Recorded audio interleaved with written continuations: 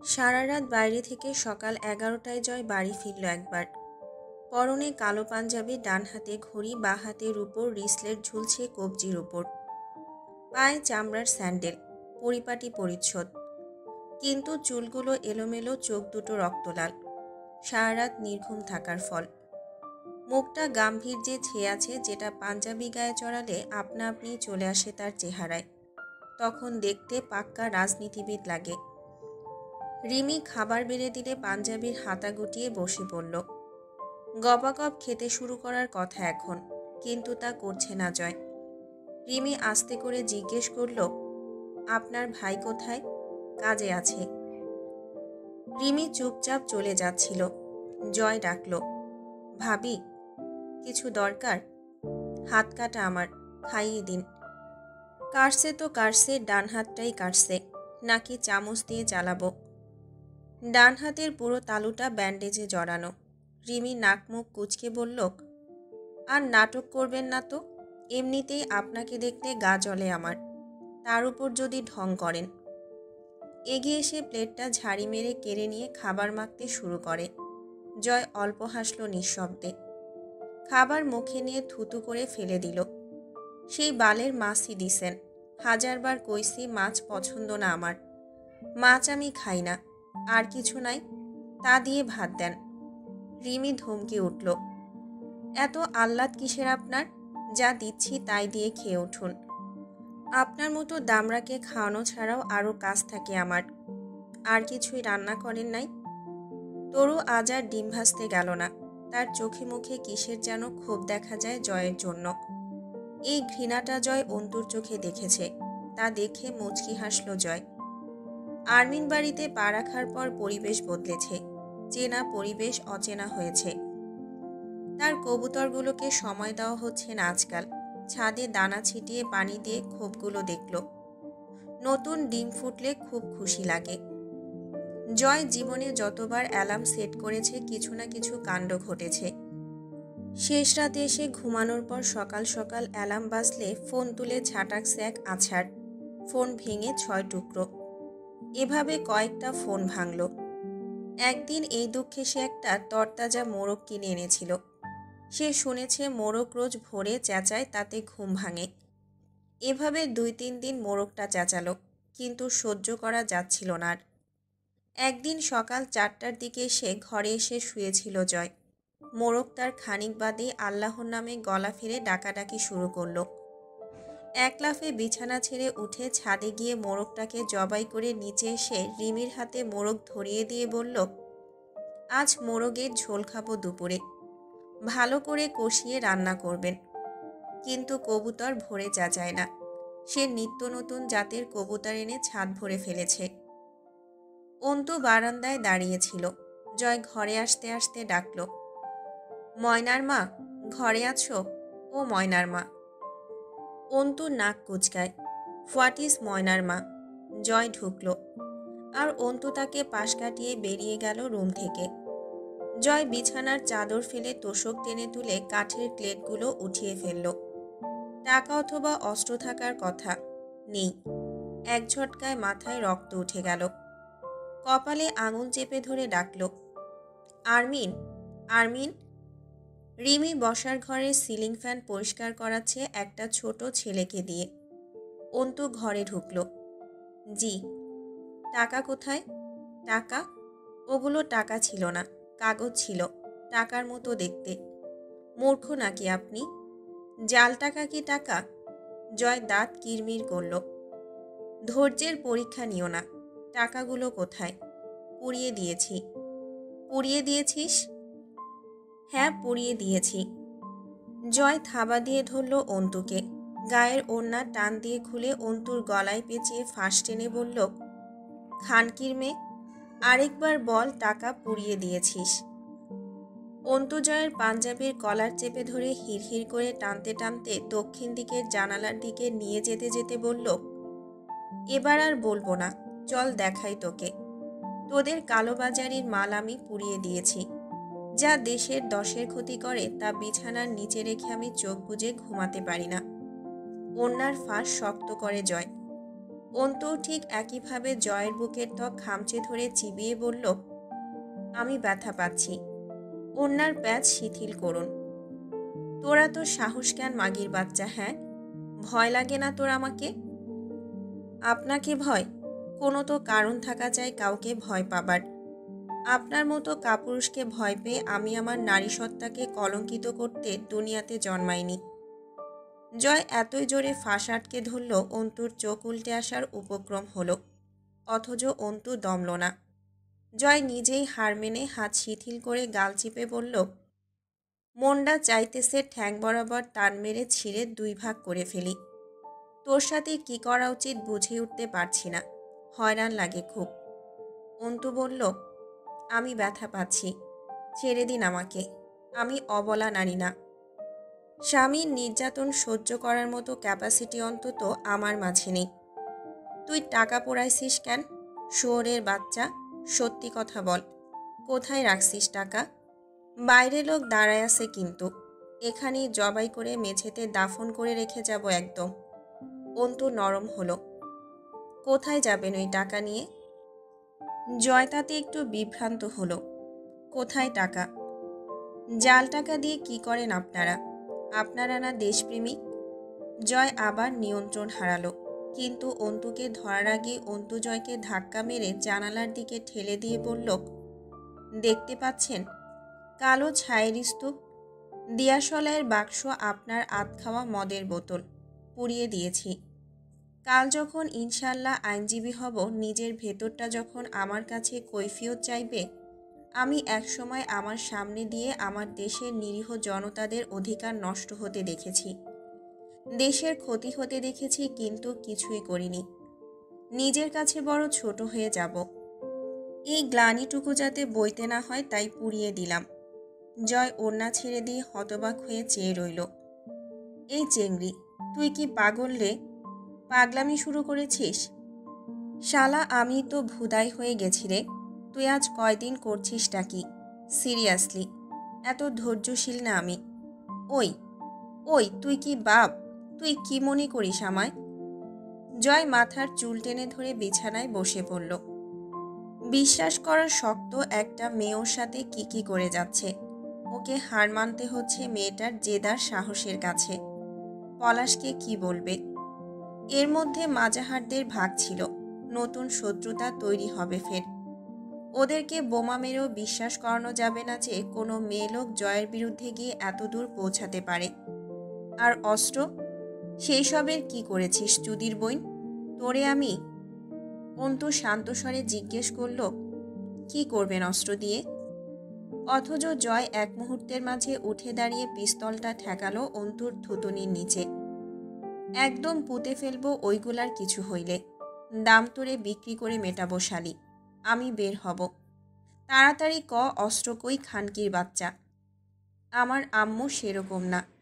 নিজের পরিচয় আমার উপরে চাপানোর চেষ্টা করবেন না। জয় নিজেকে পাগল পাগল লাগলো এই মুহূর্তে। বন্দুকের নলকে কণ্ঠনালীর উপরে রেখে অন্তু যা করছে তা জয়কে হতবিহ্বল করে তুলল। কিন্তু পরিস্থিতি স্মরণে আসতেই জয় নিয়ন্ত্রণ হারালো। অধৈর্য পশুর মতো অন্তুকে শেষে নিয়ে দেয়ালের সাথে বাড়ি মারল অন্তুর পিঠটা। দুম করে আওয়াজ হলো একটা। অন্তু কোনোভাবেই তাগড়া জয়ের শরীরে শক্তির সাথে পেরে উঠল না। ঠিক যেমন সেদিন রাতে পারিনি নিজের সম্ভ্রম রক্ষা করতে। মেরুদণ্ডের হাড় মচমচ করে উঠল, তবু বলল না অস্ত্র কোথায়। ব্যথাগুলো আর অনুভূত হচ্ছে না। আব্বুর মুখটা খুব মনে পড়ছে। আব্বু অন্তুকে সবসময় অন্যায়ের বিরুদ্ধে সোচ্চার হতে শিখিয়ে শেষ অবধি মরণ দিয়ে গেছে নিজ হাতে। জয়ের কল বাজল। জয় অন্তুকে চেপে ধরে রেখে অন্য হাতে ইনকামিং কল রিসিভ করে বলল, আসতেছি, দাঁড়ান নিচে, আর যেন কল না আসে আমার কাছে। ফোন বিছানায় ছুঁড়ে মেরে অন্তুকে বলল, ওই এইদিকে তাকা। আমারে ভোদাই মনে হয় তোর? ভয় লাগে না একটু? তোর কি মনে হয় আমি দুর্বল তোর উপর? ছাড় দিই বেশি এই জন্য? কোনটাকে ছাড় দেওয়া বলছেন? আমি শুনতে চাই। এত কথা বলিস কেন তুই? কথা আমি কম বলি, কিন্তু বলি তিক্ত কথা, যা শুনতে ভালো লাগে না। তা এমনিতেই বেশি মনে হয়। আরমিন, তোর লয়ার স্পিচ আমাকে শোনাতে আসবি না। কসম জিব্বা টেনে ছিঁড়ে ফেলবো। নিচে গাড়ি দাঁড়ায় আছে। রাজধানীতে যাওয়া লাগবে রাতের মধ্যেই। টাকার জন্য আপাতত কিছুই বলতেছি না। অস্ত্র লাগবে, এক্ষুনি লাগবে। বুঝতেছিস তুই? কেন লাগবে অস্ত্র? তাতে তোর যায় আসা যাবে না। তোরে আইনজীবী হিসেবে ঘরে আনি নাই, তা ঠিক। কিন্তু আমার ভেতরে তো সেই রকম কিছুরই বসবাস। চোখ ও হাত অক্ষত থাকতে সন্ত্রাসীদের হাতে মরণ খেলনা তুলে দিতে পারি না আমি। জয় কিছুক্ষণ অন্তুর চোখের দিকে চেয়ে থেকে চট করে হেসে ফেলল। তাইলে চোখ আর হাত দুইটাই আলাদা করে দেই তোমার সুন্দর দেহ থেকে? করতে পারেন, আমারও দায়ভার কমে যেত। ঘেন্নায় যখন করিস তখন আমার জিনিসে হাত লাগাস কেন? তোরে বলছি না আমার কাছ থেকে দূরে থাকবি। তুই চাস না তোর কাছে আসি না, দূরে থাকি। তোরে খাওয়া পড়া কিসের অভাবে রাখছি? আমি যাই করে বেড়াই তাতে তোর কি? অন্তু কিচ্ছু বলল না। পিঠটা অসহ্য ব্যথায় ভেঙে আসছে। খানিক বাদে ক্লান্ত হয়ে ছেড়ে দিল জয়। সামনের মানুষটার চোখে ভয় বা উদ্বেগ না দেখলে অত্যাচারের শক্তিটা ম্রিয়মাণ হয়ে আসে। তার জেদের সামনে কখনো কেউ দাঁড়াতে পারেনি। কিন্তু অন্তুর একগুঁয়েমিয়ার চোখের তেজে কোনো দুর্বলতা খুঁজে পায় না জয়। জয় ফ্যান চালিয়ে ঘর্মাক্ত শরীরে পিস্তল রেখে ধপ করে বসে বিছানায়। পাঞ্জাবির বোতামগুলো আলগা করল। কপালের কিনারা বেয়ে টপ টপ করে ঘাম ঝরে পড়ছে। চুলগুলো চপচপ করছে ঘামে ভিজে। ডয়ার খুলে রিমোট বের করে এয়ার কন্ডিশনার অন করে দিল। দরজা জানালা সব খোলা। অন্তু আস্তে করে দেয়ালে হেলান দিয়ে বসল। গাল হাত পিঠ বলছে, অন্তু একটু কেঁদে নে। অন্তু তাদেরকে বলল, আমার কেউ নেই রে, একা একা কাঁদতে নেই, কান্না দেখার লোক না থাকলে। আমার কান্না শুনে ব্যথিত হবার কেউ নেই আমার কাছে। কিন্তু তা দেখে আমাকে দুর্বল বুঝে হেসে ওঠার লোক অনেক। অস্ত্রগুলো কোথায় রেখেছিস আরমিন? না দিলে কি মেরে ফেলবেন? অন্তুর গলার স্বর বসে গেছে। জোরে জোরে শ্বাস নিতে নিতে জয় বলল, বুঝতে পারছি না। আঙুল দিয়ে কপাল চিপে ঘাম ফেলল। ভেবে বলুন, না দিলে কি করবেন?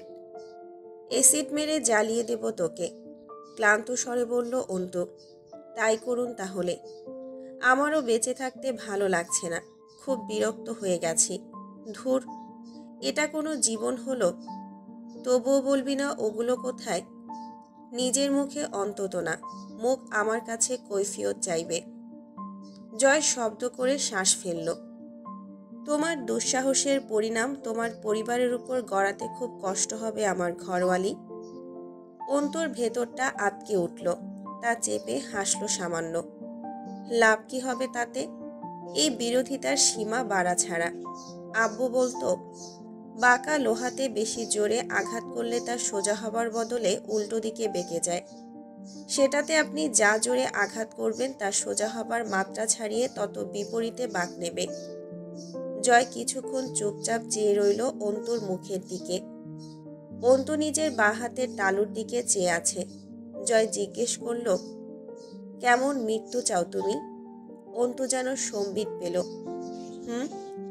মুচকি হাসল। আপনার খুশি মতো, যা দেবেন সব মঞ্জুর। জয় চোখ বুজে শক্ত ঢোক গিলল। অস্ত্রগুলো কোথায় রেখেছ? অন্তু সে একই প্রশ্ন করে। কি করবেন আপনারা অস্ত্র দিয়ে? জয় হার মানল। রাজধানীতে সম্মেলন আছে, লাগবে ওগুলো, বের করে দাও। অন্তু ক্ষণকাল চুপ থেকে বলল, রাজনীতি কাকে বলে? বুঝি না আমি, অস্ত্রগুলো বের করে দাও। বিরোধী দলের করটি উড়াতে খুব দরকার, তাই তো বুঝি আমি। রাজনীতির জন্মলগ্নে তার মূলনীতি ছিল জনসেবা, সেসব এখন পুরনো হয়েছে। এখনকার মূলনীতি হলো গদিতে বসা, আর গদিতে বসতে হবে বিরোধী দলের আগে করা শত্রুতার প্রতিশোধ নিতে। কে কি করেছিল, কে বিরুদ্ধে কথা বলছে, কে প্রতিবাদ করছে, এটা গণতন্ত্র। কিন্তু 5 বছর ফুরলেই গদি ছেড়ে সুষ্ঠু নির্বাচন হতে দিতে হবে, এমন কোনো সংবিধানও নেই। এই 5 বছরে যা করা হলো গদিতে থেকে, গদি থেকে নামলে বাঁচার উপায় আর থাকে না। সুতরাং পরের বারের নির্বাচনে যে করেই হোক গদিতে থাকতে হবে, অন্তত বেঁচে থাকার জন্য। নয়তো বোরকা, শাড়ি, গাউন পরে বিদেশ পালাতে হবে। জয় চুপ করে বসেছিল। সে বেশ মনোযোগী শ্রোতা। কাজু বাদামের পাত্রটা তুলে নিল।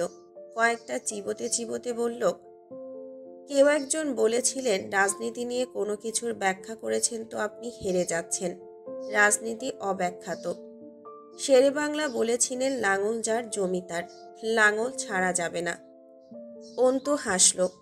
অথচ আপনারা জমির মালিক নন, লাঙল চাষি কেবল, যারা অন্ধ হাতড়ে হাতড়ে চিরকাল রোদে পড়ে। কাদায় নেমে গতর খাটিয়ে লাঙল চষে যাবেন, কিন্তু ভাই জমির মালিক মহাজন। শিক্ষিত আপনি, এইটুকু বুঝতেই চলতো। আপনারা হাতিয়ার, দিন শেষে একটা রাষ্ট্র, একটা সমাজ, একটা পরিবার, একটা ব্যক্তি, একটা জীবন, একটা পরকাল নষ্ট। অথচ কোনো একজন মহাজন গদিতে বসে তার দক্ষ হাতে একসঙ্গে এত কিছু ধ্বংস করে যাচ্ছে প্রতিক্ষণে। আপনারা ওই দলকে মারতে যাবেন, ওরা আপনাদের মারতে আসবে। এতে প্রধানদের দলীয় বিরোধ বজায় থাকবে। মাঝের ক্ষতি আপনার, বিরোধী কর্মী জনগণের, হাসিল মহাজনের। জয় একবারও দৃষ্টি ফেরায়নি যতক্ষণ অন্তু কথা বলেছে। মনোযোগ দিয়ে শুনল কথাগুলো। অন্তু থামলে বলল, এমনও হতে পারে আগে আমার উপর হামলা হয়েছে, তারপর আমি শুধু প্রতিক্রিয়া দেখাতে যাচ্ছি। অন্তু হেসে ফেলল। এমনও তো হতে পারে তার আগে আপনি হামলা করেছিলেন, এরপর তারা প্রতিক্রিয়া দেখিয়েছে। এখন আপনি, এরপর আবার তারা, এরপর আপনি। চমৎকার চক্র না? আমার তো বেশ লাগছে। এটাই এতক্ষণ বুঝিয়েছি, আপনি বোঝেননি। যেই দলই নির্বাচন জিততে চাওক না কেন, উদ্দেশ্য তো সেই একটাই, ক্ষমতা প্রাপ্তি, আর সেই ক্ষমতায় বিরোধীদের কাছ থেকে আগের করে রাখা আক্রমণের প্রতিশোধ তোলা। আমার বিষয়টা আলাদাও হতে পারে। আপনি নিজেকে ডিফেন্স করার চেষ্টা করছেন জয় আমির, যেটা আপনার সাথে একদমই মানায় না। জয় হাসল। এত সততা দিয়ে কি করলে জীবনে? আপনার অনুশোচনা হয় না? জয় মাথা নাড়ল। অনুশোচনা হলে পাপীরা বাঁচে না আর ঘরোয়ালি, হয় বুক পেতে দেয়, নয়তো আত্মহত্যা করে। আমার কিছুদিন বেঁচে থাকা দরকার। সেই লোভ বিশেষ একটা নেই আপনার, তা জানি আমি। শুধু নিজেকে ক্ষয় করতে ছুটে চলেছেন, ফিরে আসার পথ নেই, ইচ্ছেও নেই, অভ্যেস হয়ে গেছে। অন্তুর পিঠে অসহ্য ব্যথা অনুভব হচ্ছিল, পাঁজরের হাড়ে টাস করে আসছিল। জয় কিছুক্ষণ অন্তুর দিকে চেয়ে থাকলো ভ্রু কুঁচকে। কি আন্দাজ, চট করে উঠে গিয়ে আলমারি খুলল। আলমারির ডয়ারের নিচে থাকা চেম্বারগুলোতে অস্ত্রগুলো গাদা করে রাখা। এত সামনে অস্ত্রগুলো রেখেছে অন্তু, পাল্লা খুললেই দেখা যাবে। অল্প স্বল্প বিরক্ত হলো জয় নিজের উপর। তার আচরণ তার কাছে অসহ্য ঠেকছে। অস্ত্রগুলো ব্যাগে ঢুকিয়ে এনে অন্তুর সামনে দাঁড়ায় জয়। প্রথমে বললেই হতো আলমারিতে আছে। অন্তু তাকিয়েও দেখল না জয়কে। জয় আস্তে করে বলল, আমি না থাকলে তোমাকে বাঁচানোর কেউ থাকবে না। অন্তু পিঠ চেপে ধরে দাঁড়ালো জয়ের সামনে। ওষুধ খেয়ে রোগ সারানোর চেয়ে রোগ না হওয়াটাই কি বেশি ভালো না? একই পদার্থে রোগ তৈরি ও সারানোর উপাদান থাকলে তা ক্ষতিকর হিসেবেই গণ্য হবে। জয় খুব কাছে এগিয়ে এলো অন্তুর, নরম হাতে থুতুনি ছুঁয়ে দিল অন্তুর, যেখানে পিস্তলের মুজেল ঠেসেছিল। অন্তু চোখ বুজে নাক কুঁচকে ফেলে, মুখ সরাতে চায়, যেন কোনো বজ্র নোংরা তার চোয়াল ছুঁয়েছে। জয় ধরে ফেলল, ঠোঁটে হাসি রেখে বলল, বাই এনি চান্স আর ফিরে নাও আসতে পারি, আদারওয়াইজ ফিরতে 2 দিন দেরি হবে। চোখের ঘৃণাটুকু বাঁচিয়ে রাখো, খরচা যেন না হয়। এই ঘৃণা যেন কখনো অন্য কারো জন্য না আসে তোমার চোখে। এর উপর শুধু আমারই হক আছে। অন্তু নির্বিকার দাঁড়িয়ে রইল। একটা চুমু খাই? জয় অন্তুকে বলার সুযোগ না দিয়েই বলল, না, বলবে না। তুমি চাও না বুঝে আমি কিন্তু কাছে আসি না। আজ যখন মুখে চেয়েছি, না শুনতে ভালো লাগবে না। না বললে যদি জোর করে চুমুতে ফিল আসবে না। অন্তু নির্বিকার। জয় টের পায় অন্তুর দুই চোখের স্পষ্ট আক্রোশ, নিশ্চিত আঘাত করবে। গম্ভীর মুখে ঝাড়া মেরে ছেড়ে দেয় অন্তুকে। পাঞ্জাবি খুলে শার্ট পরে বিছানার উপর থেকে পিস্তল তুলে হোলেস্টারে গুজে নেয়। অস্ত্রের ব্যাগ হাতে তুলে বেরিয়ে যেতে যেতে বলে, আসি, খেয়াল রেখো নিজের। বদদোয়া করতে ভুলে গেলে কিন্তু ফিরে এসে থাপড়াবো ধরে। প্রতিবেলায় বদদোয়া চাই। অন্তু পিঠ চেপে ধরে ধপ করে বসে পড়ে মেঝেতে। ওভাবেই কতক্ষণ পড়েছিল পিঠের ব্যথায় অবচেতনের মতো। আব্বু এসে পাশে বসেছে। অন্তুর আর কষ্ট হচ্ছে না, এবার কান্না পাচ্ছে। কান্না শোনার মানুষ এসেছে। অন্তুর ব্যথাগুলো অবশ হয়ে আসছে। শাহানার জরায়ুতে টিউমার, সেটার অপারেশন হামজা ঢাকায় করাতে চায়। ব্যথা নিয়ন্ত্রণের জন্য ওষুধ চলছে। অন্তু অসুখটা জানতে পেরেছে কদিন হলো। তুলিকে প্রাইভেট ক্লিনিকে ভর্তি করা হলো, সাথে তরু গেছে। কবির পুরুষের দায়িত্ব পালন করছে। শাহানা এবং হুমায়ুন সাহেব দুপুরের দিকে বেরিয়ে গেলেন তুলির কাছে। বাড়িতে তখন রিমি আর অন্তু। রিমির সাথে বসে কথা বলতে খারাপ লাগে না অন্তুর, অনেক কথা বলা যায়। রিমি অবাক হয়ে শুনে কখনো স্তব্ধ হয়ে যায়, কখনো দৌড়ে রুমে গিয়ে দরজা আটকে দেয়। অন্তুর কথা শুনতে তার ভালো লাগে, শুধু শুনতেই ইচ্ছে করে। ঘড়িতে তখন 3:18। দোতলার সদর দরজায় করাঘাত পড়ল। কলিং বেল থাকা সত্ত্বেও কেউ হাত দ্বারা দরজায় আঘাত করছে। দরজা খুলল অন্তু। বুকের ভেতরটা এক মুহূর্তে ডিপ ডিপ করে উঠল। বিস্ময়কর দৃশ্য। সে কতদিন খুঁজেছে চাঁদনিকে, আর চাঁদনি তার দুয়ারে, কিন্তু অদ্ভুত রূপে। অন্তু মেলাতে পারল না বিষয়টা। চাঁদনি দাঁড়িয়ে আছে, তার সাথে দুজন মহিলা। বিকেলের নরম রোদ দোতলার সিঁড়িঘরে জানালা পেরিয়ে চাঁদনির মুখে পড়ছিল। কি যে মোহিনী লাগছিল দেখতে। অন্তুর কপালটা সন্তর্পণে কুঁচকে যায়। পা থেকে মাথা অবধি স্থির নজর ঘুরিয়ে দেখে বিস্ময়ে। ভ্রমের মতো লাগছিল। আকাশি রঙা জামদানি শাড়ির পাটটা সোনালি, দুই হাতে সোনালির রুলিবালা চাঁদনির। বিশাল একটা খোপা করেছে ঘাড়ের উপর, খোপাতে স্বর্ণালী মোড়ক। অন্তু আন্দাজ করতে চায় এটা ঠিক কতটা আভিজাত্যের পরিচয়। পরিমেয় দুর্বোধ্য হাসি চাঁদনির ঠোঁটে। 19 শতকের কোনো উচ্চ জমিদার বংশের ঠাকুরাইন বা গিন্নি দাঁড়িয়ে আছে যেন তার সম্মুখে, দুটো দাসীর সাথে। চাঁদনির এই রূপ অন্তুর ভেতরে হাজারো সংশয় তৈরি করে। শাড়ির বিশাল আঁচলটা পিঠে পেঁচিয়ে এনে বাঁ হাতের তালুতে ধরেছে। অন্তুর সূক্ষ্ম পর্যবেক্ষক নজর এড়িয়ে চাঁদনি অদ্ভুতভাবে মুচকি হাসে। তুমি কিন্তু এখনো আমায় ভেতরে আসতে বলনি। রহস্যে ভিজে উঠছিল চাঁদনির মুখখানা। অন্তু নজর নামায়। আসুন। চলনের ভঙ্গিমায় অন্যরকম চাঁদনির, সেদিনের মতো ম্লান নয় মুখশ্রী। হালকা প্রসাধনী আর আভিজাত্যে মেতে আছে চেহারাটা। রিমি চিনতে না পেরে তাকিয়ে থাকে। চাঁদনি সোফার সম্মুখে এসে দাঁড়িয়ে বলল, তুমি কিন্তু বসতেও বলনি। চাঁদনির চোখে মুখে রহস্যের ঘনঘটা। সোফায় বসে এদিক ওদিক তাকালো চাঁদনি। সকলে বাড়ি ফিরবে কবে অন্তু? যেন সে সব জানে। রিমি ভ্রু কুঁচকে চেয়ে থাকে। সে চিনতে পারছে না মেয়েটিকে, এত ঐশ্বর্যপূর্ণ রূপ নারীটিকে। আরমিনের পরিচিত বলেই মনে হচ্ছে। বেশ কিছুক্ষণের পর্যবেক্ষণ ও নীরবতা কাটিয়ে অন্তু স্থির গলায় প্রশ্ন করল, কে আপনি? হেসে ফেলল চাঁদনি, তুমি চেনো আমায়। ছদ্মবেশ, কিন্তু কোনটা ছদ্মবেশ? এটা অথবা ওটা? বেশ কিছুক্ষণ চুপচাপ চেয়ে থেকে চাঁদনি মসৃণ হাসে। তোমার কাছে কোনটাকে আসল আর কোনটা ছদ্মবেশ মনে হচ্ছে? ধারণা নেই। কে আপনি? অন্তর তীর্যক নজর পলকহীন চেয়ে থাকে চাঁদনির হাস্যবদনে। নাস্তার ব্যবস্থাও কিন্তু করনি তুমি। রিমির দিকে তাকালো অন্তু। নাস্তা চলে আসবে। অন্তুর রাশভারী গম্ভীর অভিব্যক্তি।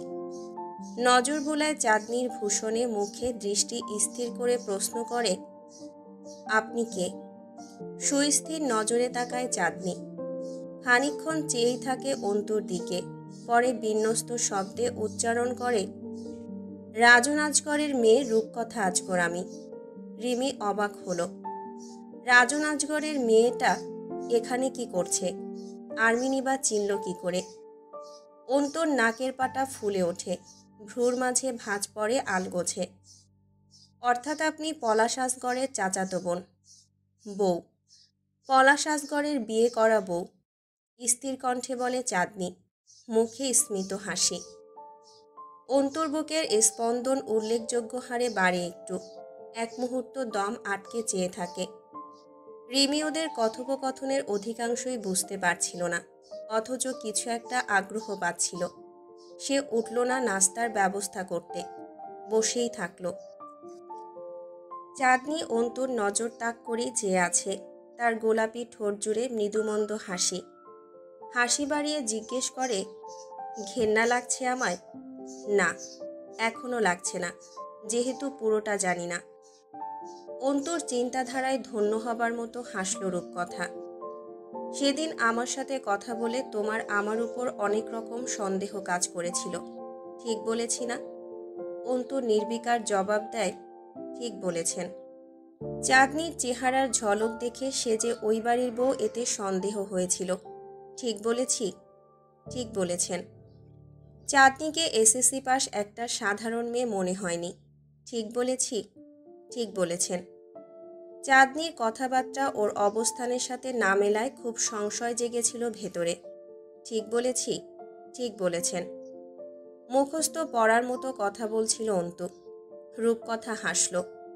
তবে আমার কিন্তু সেই এক দেখায় তোমাকে খুব পছন্দ হয়েছিল, সন্দেহ টন্দেহ কিছুই হয়নি, জানো? না, আজ জানলাম। একরোখা তবে শান্ত কণ্ঠে বলল অন্তু, তাহলে সালমা খালা কি পলাশের মা? রূপকথার হাসি বানল। বোকা অন্তু। এজন্য বলা হয় মানুষের বয়স যত বেশি হয়, যে যতদিন বেশি বাঁচে তার অভিজ্ঞতা তত বেশি।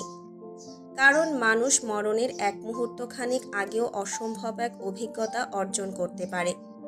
তুমি যা জানবে সেটাকে কখনোই চূড়ান্ত ভাবা উচিত নয়। তুমি যতক্ষণ বেঁচে আছো প্রস্তুত থাকবে সম্পূর্ণ নতুন সব অভিজ্ঞতার জন্য, যার কোনো ধারণাও ছিল না আগে তোমার। পৃথিবী বৈচিত্র্যময়। অন্তু কোনো কথা বলল না। রূপকথা এবার শব্দ করে হাসল। সালমা খালা যদি পলাশের মা হয়, আখি পলাশের বোন। সোহান পলাশের ভাই, তাহলে সোহেল কে? অন্তুর ভেতরে অস্বস্তি প্রকট হয়ে উঠলেও চোখ দুটো নির্লিপ্ত হয়ে চেয়ে রইল। কে? পলাশের চাকর, যাকে সে ওই বাড়িতেই খুন করেছে। সোহেলের বউকে দরকার পড়ল একসময় পলাশের। ছেলেটা রাজি ছিল না। সে আসলে জানতো না খিদে পেলে বাঘ নিজের পাছার চামড়া কেটে খায়, আর পলাশ তো নোংরা কুকুর। নিজের লোকের বউকে ছাড়ার মতো নাকি সে? বেচারা মরল, বউটাও গেল। রূপকথা যেন খুব প্রফুল্ল এসব বলে। আর আখি? হ্যাঁ, মেয়েটার উপর বেশ মায়া জন্মে গিয়েছিল আমার, যদিও মৃত্যুর আগে আমি ওকে দেখিনি। অন্তর ঘাড়ে মোচড় মেরে উঠছিল অভ্যন্তরীণ উত্তেজনায়। গাঢ় স্বরে বলল, সোহান? এই গল্পে সোহান বলতে কারো অস্তিত্ব নেই, শুধুই বিভ্রান্তিকর একটা নাম মাত্র। গল্প তৈরিতে ব্যবহৃত হয়েছিল। ধীরে ধীরে রূপকথার হাসি কমে আসছিল। সোহানের ব্যাপারে তুমি কি জানো? চাঁদনির দেবর জয়কে রাজনৈতিক দ্বন্দ্বে খুব অত্যাচার করেছিল। সেই সব আঘাত ক্যান্সারে পরিণত হয়। ওর চিকিৎসার জন্য সালমা খালা জমি বন্ধক রেখেছিল, কোনো হিন্দুর কাছেই সম্ভবত। এটাও কি বানোয়াট গল্প? রূপকথা চুপ রইল ক্ষণকাল। এরপর বলল, আখির নাম আখিনা, একটা সুন্দর নাম আছে, মনে নেই আমার। ওর ভাই সোহান না হলেও ভাইও ছিল একটা, যার কাহিনী সোহানের কাহিনীর মতোই, তবে সত্যি। অন্তু মানসিকভাবে খুব বিপর্যস্ত বোধ করছিল। পিঠে ব্যথায় সোজা হয়ে বসা দেয়। তার উপর চাপা বিস্ময়ের শিরদাঁড়া টনটন করছিল। কিছুক্ষণ মেঝের দিকে ঝুঁকে বসে থেকে বলল, সালমাকে? রূপকথা পূর্ণ দৃষ্টি মেলে তাকায়। তুমি কখনো পতিতালয়ে যাওনি না? ঘুরে দেখতেও যাওনি? যাইনি। ওখানে একটা সর্দারনি থাকে যে মেয়েদের বেচাকেনা করে, কাস্টমার ধরে, মহল্লার সব মেয়ের দেখভাল করে, লেনদেন করে, মেয়ে জোগাড় করে, এইসব। সালমা আমার বাবার দাসী, বাবার রেড লাইট আবাসিক হোটেলের সর্দারনি সে। অন্তু চোখ বুজে গাঢ় শ্বাস ফেলল। সে আয়া ছিল আমাদের ভার্সিটির। সরি টু সে, কোনো ধারণাই সবার উপর খাটে না। ক্ষেত্রবিশেষ যে কোনো সূত্র নির্দিষ্ট কিছু তত্ত্বের জন্য প্রযোজ্য হয়ে যায়। ঠিক তেমনই ভার্সিটির সব মেয়ে যেমন তোমার মতন না, আবার সব মেয়ে ওই সব বেশ্যাদের মতোও না। সালমা খালার কাছে হলে থাকা মেয়েদের একটা জোট ছিল, যারা স্বেচ্ছায় কোনো বিনিময় ছাড়াই দেহ বিলাতে আগ্রহী। যুবতী বয়স যাকে বলে আর কি। তাদের শরীরে জ্বলন কিছু কিছু পুরুষের চেয়েও বেশি। খারাপ লাগছে আমার কথা শুনতে? অন্তু চোখ বুজেই বলল, না। এজন্য সে আয়ার কাজ করত ভার্সিটিতে? বাবার দাসী, বোঝনি কথাটা? যেভাবে কাজে লাগাবে লাগতে হবে তাকে। বাবার কাছে আসার আগে 90 দশকের যাত্রাপালার নাচনেওয়ালি ছিল, ওখান থেকেই বাবা তুলে এনেছিল। অন্তু কেমন করে যেন চেয়ে রইল। রূপকথা কিছু একটা বুঝে ম্লান হাসল। আমাদের অভিনয় নিয়ে ভাবছ? খুব নিখুঁত ছিল, তাই না? আপনারটা বেশ কাঁচা ছিল, বাকিদেরটা ঠিকঠাক। এবার রূপকথার অভিব্যক্তি খুব রহস্যময় দেখালো। চোখ চঞ্চল হয়ে উঠল, এদিক ওদিক তাকাচ্ছিল বারবার। অন্তু কপালে আঙুল চেপে মাথা নিচু করে জিজ্ঞেস করল, কেন করেছেন এসব? প্রতিভক্ত স্ত্রী আমি, তার আদেশ এবং চাওয়া আমার উপর অবশ্য পালনীয়। সে আমাকে ভীষণ ভালোবাসে, আর আমি তার জন্য এইটুকু করতে পারবো না? জমিটা একটা হিন্দুর ছিল, হিন্দু সেটা বন্ধক রেখে পলাশের কাছে টাকা নিয়েছিল চড়া সুদে। সেই টাকা শোধ করেনি জমি পলাশের। লোকটা লোকজন ধরা শুরু করলো, কিন্তু পলাশ সেখানে তার একটা আবাসিক হোটেল বানাবে ভেবেই হিন্দুকে টাকা ধার দিয়েছিল। হিন্দু কান্নাকাটি করলেই ছেড়ে দেবে সে, কিন্তু সবখানে জোর জবরদস্তি করতে নেই। রেপুটেশন বলতে একটা কথা আছে। সুতরাং গল্প বানাতে হলো। এর মাঝে আখি মানে ওই মেয়েটার মার্ডার হয়ে গেল। সব গুলিয়ে একটা জোড়াতালির গল্প বানাতে হয়েছিল। সেখানে অভিনয় করেছিলাম আমরা কয়েকজন। খুব কষ্ট করতে হয়েছিল। কতগুলো দিন সারাদিন ওই টিনের ঘরে থাকতে হয়েছে। রাত গভীর হলে তবেই বাড়ি ফিরতে পেরেছি। অন্তু শ্বাস আটকে বসেছিল। দুনিয়াটা আসলেই বৈচিত্র্যময়। একটু ভুল বলেনি রূপকথা। তার পিঠের ব্যথা কমে গিয়ে মাথা ব্যথা প্রকট হচ্ছিল। হুট করেই রূপকথা বলল, সেদিন রূপটবে তোমার কান্না চিৎকার খুব করুণ ছিল। অন্তু পাথর হয়ে গেল যেন। রূপকথা অন্তুকে দেখে ঠোঁট কামড়ে হাসল। মেয়েটা হাসে বেশি, অথচ সেগুলো হাসি নয়, অন্য কিছু। বলল, এবার আমাকে খুব ঘেন্না লাগছে, তাই না অন্তু? না, পুরোটা শুনিনি এখনো। মূর্তির মতো কঠিন অন্তুর মুখের অব্যয়। রূপকথা অবাক হলো, ভ্রু জড়িয়ে ফেলল। অন্তু বলল, ওইখানেই ছিলেন আপনি? তোমার বাবাকে সেবাও করেছিলাম। তিনি অবশ্য তখন বেহুশ ছিলেন। মেরে জ্ঞানহারা করে ফেলে রাখা হয়েছিল। অন্তুর বুকটা ছলাৎ করে ওঠে। কোথা থেকে যেন কঠিন একদলা যন্ত্রণা এসে বোধহয় হৃদযন্ত্রের রক্ত সঞ্চালনে বাধা হয়ে দাঁড়ালো। নিষ্পলক চেয়ে রইল রূপকথার দিকে। অন্তু অনেকক্ষণ যাবৎ সোফায় হেলান দিয়ে বসেছিল চুপচাপ। নজর ছিল ছাদের দিকে।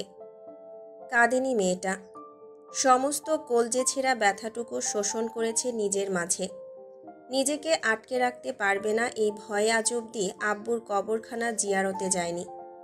কী সব আব্বুর সাথেরকার পুরনো স্মৃতি ভেতরটাকে ঝাঁঝরা করে তুলছিল। অন্তু জোরে শ্বাস নিয়ে এক লহমায় নিজের কাঠিন্যে ফিরে এলো। কেন করেছেন এসব? দীর্ঘ নীরবতা। গুমোট এক সন্ধ্যা। 5 জন নারী সামনাসামনি বসে আছে। শুধু ঘড়ির টিকটিক আওয়াজ জানান দিচ্ছে সময় প্রবহমান, সময় থামে না।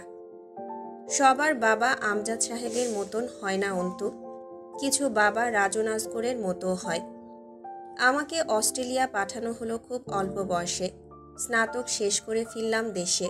বাবা ঢাকা থেকে ফিরল। রাতে ডেকে বলল, রূপ, মামুনি, আপনারে আর আমার কাছে রাখতে চাচ্ছি না। আমি বেশ লজ্জা পেয়ে গেলাম। আমি যাচ্ছি না কোথাও।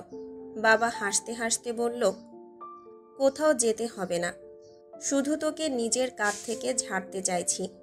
এই পর্যায়ে মলিন হাসল রূপকথা। জানতে পারলাম পলাশ ভাইয়ের সাথে বাবা বাঁধতে চায় আমাকে।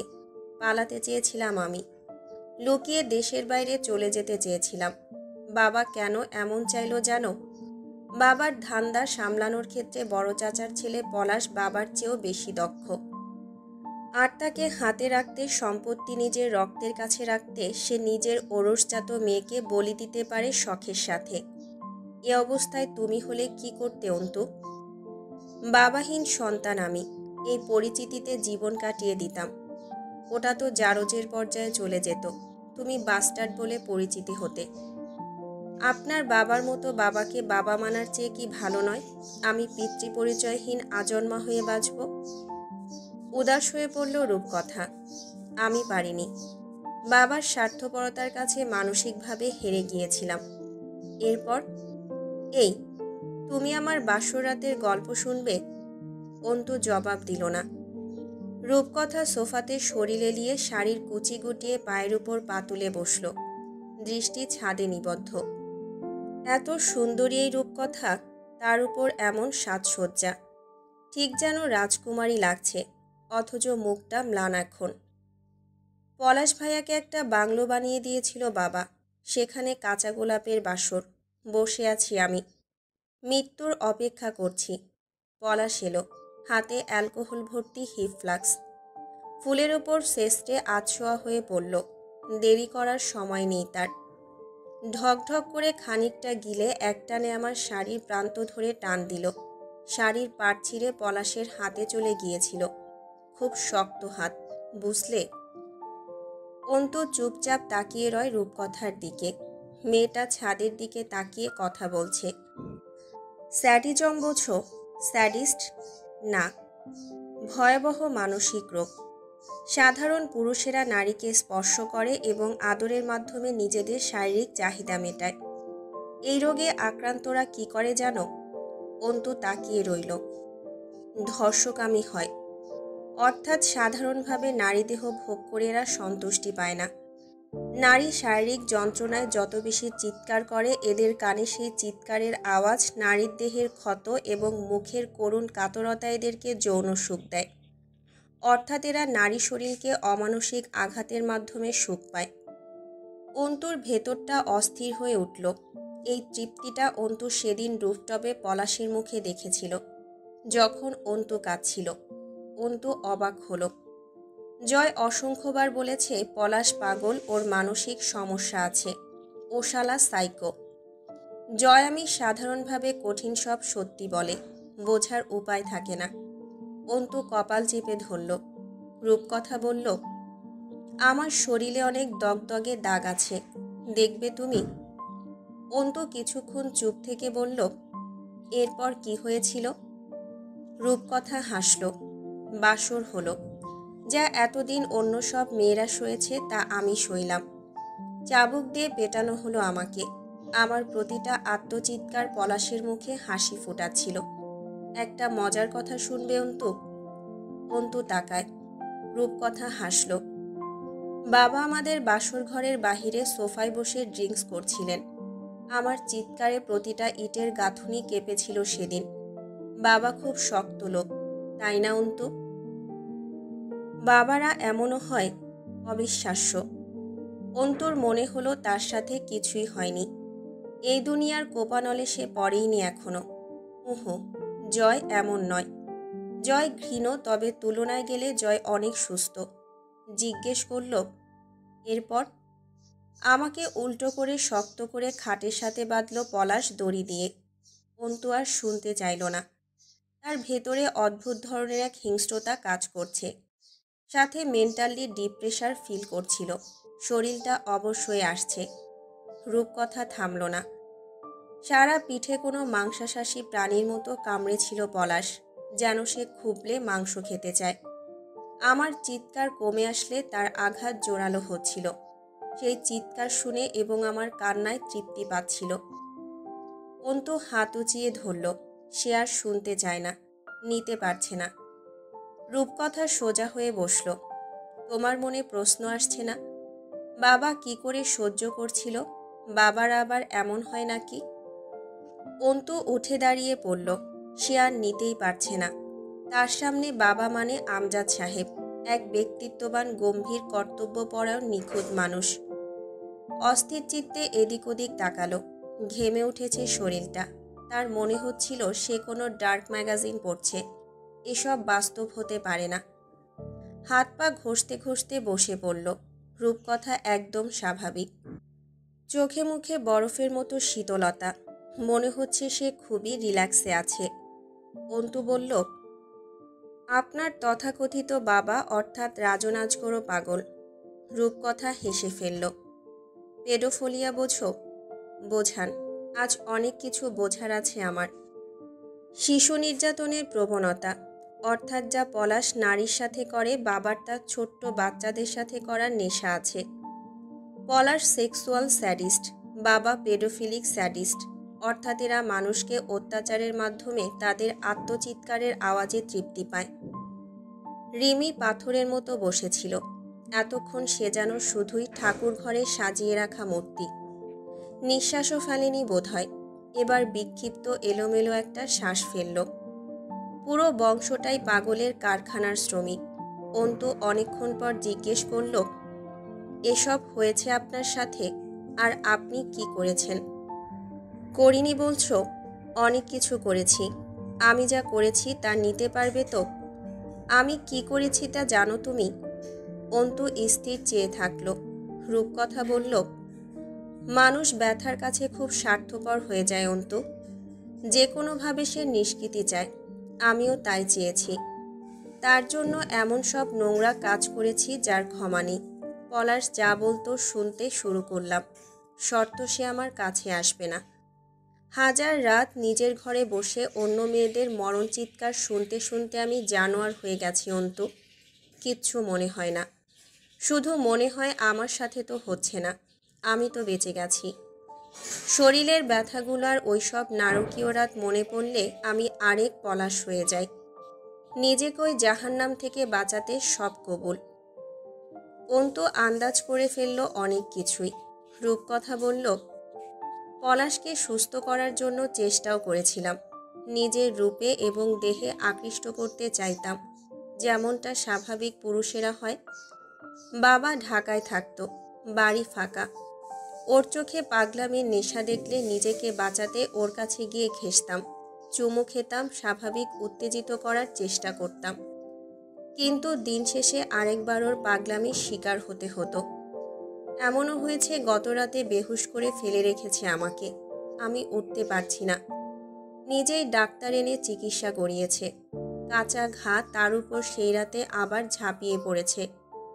একটা পাগলের সাথে দিনের পর দিন থাকতে থাকতে আর এই সব দেখতে দেখতে আমিও পাগল আর হিংস্র হয়ে উঠলাম।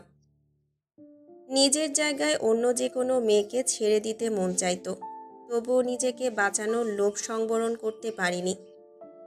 রিমির চোখ ভিজে উঠছিল, হাত পা তরতর করে কাঁপছে। এবার টুপ করে পানি পড়ল কোলের উপর। একটা মেয়ে হয়ে আরেক মেয়ের মুখে যা শুনছিল, সহ্য সীমার উপর দিয়ে বয়ে যাচ্ছিল সব। অন্তু জিজ্ঞেস করল, আপনি সেদিন ওই বাড়িতেই ছিলেন যখন আমাকে নিয়ে যাওয়া হয়েছিল? রুফটপের পাশের ঘরেই ছিলাম। আনমনা হয়ে উঠেছিল রূপকথা। আর আখি? আখি না ওর নাম।